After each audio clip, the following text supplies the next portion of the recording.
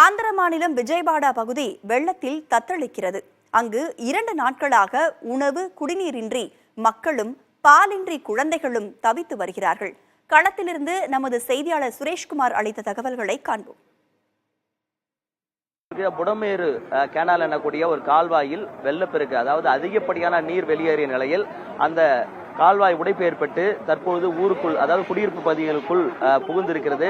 தற்போதும் இந்த வெள்ளம் இன்னும் ஓடிக்கொண்டிருப்பதன் காரணமாக பொதுமக்கள், அதாவது வீடுகளை வெள்ளம் சூழ்ந்திருப்பதன் காரணமாக ஆயிரக்கணக்கான வீடுகள் இருந்த பொதுமக்கள் பாதிக்கப்பட்டிருக்கிறார்கள். இந்த சூழலில் அந்த உள்ளே இருக்கக்கூடிய குடியிருப்பு பகுதிகளில் எப்படி இருந்தது, கடந்த 2 நாட்களாக எப்படி இருந்தார்கள், மேலும் தற்போதைய நிலை எப்படி இருக்கு, உணவு கிடைத்தது என்பது குறித்து அந்த பகுதியை சேர்ந்த பொதுமக்கள் நம்மோடு இருக்கார். சார் வணக்கம் சார். சார், இப்போ மழை எண்ணெயிலிருந்து ஸ்டார்ட் ஆச்சு, இந்த தண்ணி எல்லாம் எந்த லெவலுக்கு இருந்துச்சு? உங்க பேர்? பேர் வந்து மது, சிங்கநகர்ல இருக்கா. அது வந்து ஃப்ரைடே ஸ்டார்ட் ஆயிடுச்சு. மழை வந்து ஃப்ரைடே சாட்டர்டே ஸ்டார்ட் ஆயிடுச்சு. அந்த ஃப்ளட் வந்து எர்லி மார்னிங் சண்டே 5 o'clock வந்துச்சு. யாருமே சொல்ல இல்லை, அதிகாரிகள் வந்து யாருமே சொல்ல இல்லை. ஒரு 2 hours மொத்தம் வாட்டர் வச்சிருந்து ஃபுல்லாக வாட்டர் வச்சுருக்கு. கரண்ட் போயிடுச்சு. சின்ன சின்ன குழந்தை இருக்கு, அதுக்கு பால் இல்லை, வாட்டர் இல்லை. கவர்மெண்ட் எடுக்க வந்துடுறாரு இல்லைங்கன்னா கடைசியில் போக மாட்டாங்க யாரும், அதிகாரில் யாரும் போக மாட்டா, ரெஸ்கியூ டீம் யாரும் போக மாட்டாங்க. இது பால் இல்லை, நான் எடுக்க போறேன். நேற்று நான் தண்ணி எல்லாம் காலி ஆயிடுச்சு, தண்ணி காலி ஆயிடுச்சு, பால் காலி ஆயிடுச்சு, கரண்ட் இல்லை, ஒன்றும் இல்லைங்க, யாரும் போக மாட்டாங்க. இப்படி அந்த ஒரு வாட்டர் பேக்கெட்டு, ஒரு பால் பேக்கெட்டு எடுத்துக்க போறாங்க. வீட்டுக்கு வந்து அங்கே 8 feet தண்ணி இருக்காங்க. இப்படி நான் ஸ்விம்மிங் చేస్తూ போறோம். இப்போ ஸ்விம் చేసి போறோம். இப்போ ஆமா, அப்படி வந்தீங்க? அப்படியே வரணும். 2 days யாருக்கும் ஃபுட்டே இல்லைங்க. ஃபுட் இல்ல, இல்ல இல்ல, வாட்டர் இல்ல, ஃபுட் இல்ல. வாட்டர் கூட ஃபுட் வேணாங்க, ஓன்லி வாட்டர்ஸ்னா சாலு.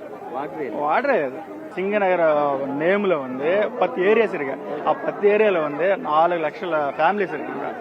ஒரு ఫ్యామిలీ ఇంటూ 3 member 2 member వేసుకున్నా ఒక 8 lakh members 10 lakh members below இருக்காங்க.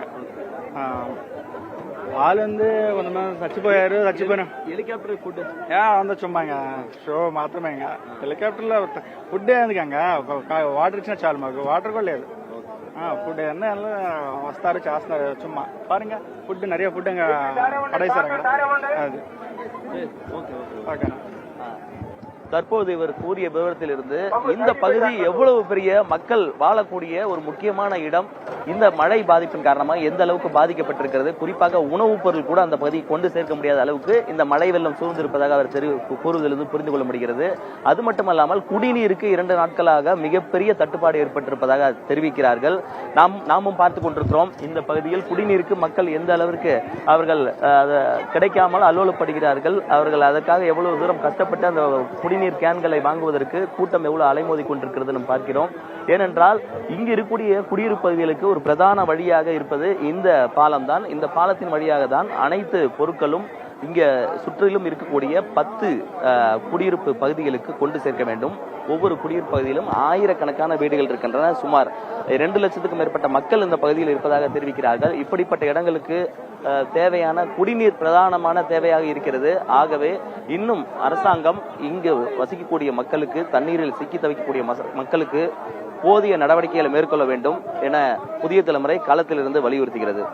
புதிய தலைமுறைக்காக ஒளிப்பதிவாளர் விஜயுடன் சுரேஷ்குமார்.